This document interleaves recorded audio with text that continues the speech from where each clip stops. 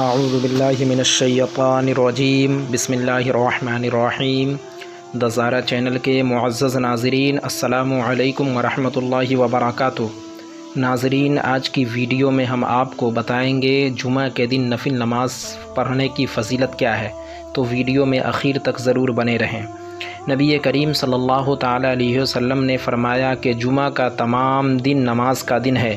جو بندہ مومن سورج کے ایک نیزہ یا اس سے زیادہ بلند ہونے کے بعد اچھی طرح وضو کرے اور ایمان کی حالت میں ثواب کی نیت سے چاشت کی 2 رکعتیں پڑھے، اللہ تعالیٰ اس کے نامہ اعمال میں 200 نیکیاں لکھتا ہے اور اس سے 200 گناہ مٹا دیتا ہے۔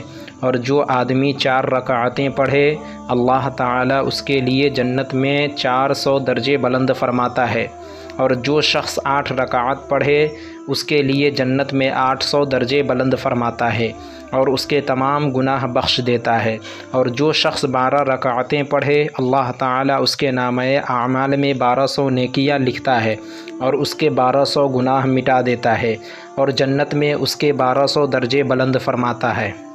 حضرت ابو صالح رحمۃ اللہ تعالیٰ علیہ حضرت ابو ہریرہ رضی اللہ تعالیٰ عنہ سے روایت کرتے ہیں کہ نبی کریم صلی اللہ تعالیٰ علیہ وسلم نے فرمایا، جو شخص جمعہ کے دن صبح کی نماز باجماعت ادا کر کے مسجد میں بیٹھ جائے اور سورج طلوع ہونے تک اللہ کا ذکر کرتا رہے، اس کے لیے جنت الفردوس میں 70 درجے ہیں، اور ہر 2 درجوں کے درمیان اتنا فاصلہ ہے جتنا فاصلہ ایک تیز رفتار گھوڑا 70 سال میں طے کرتا ہے۔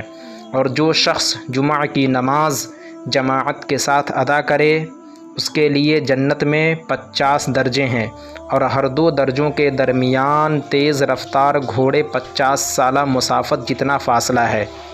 اور جو شخص جمعہ کے عصر کی نماز جماعت کے ساتھ ادا کرے تو گویا اس نے اسماعیل علیہ السلام سے 8 غلام آزاد کیے۔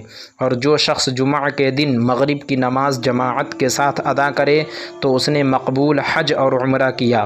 تو ناظرین، آج کی ویڈیو میں بس اتنا ہی۔ ویڈیو اچھی لگنے کی صورت میں ویڈیو کو لائک کریں، اپنے دوستوں احباب کے ساتھ شیئر کریں، اور اگر آپ ہمارے چینل پر نئے ہوں تو چینل کو ضرور سبسکرائب کریں۔ آخر میں اپنے دوستوں احباب خویش و اقارب کا خیال رکھیں۔ پھر ہماری ملاقات کسی نئی ویڈیو کے ساتھ ہوگی انشاءاللہ۔ جب تک کے لیے اللہ حافظ۔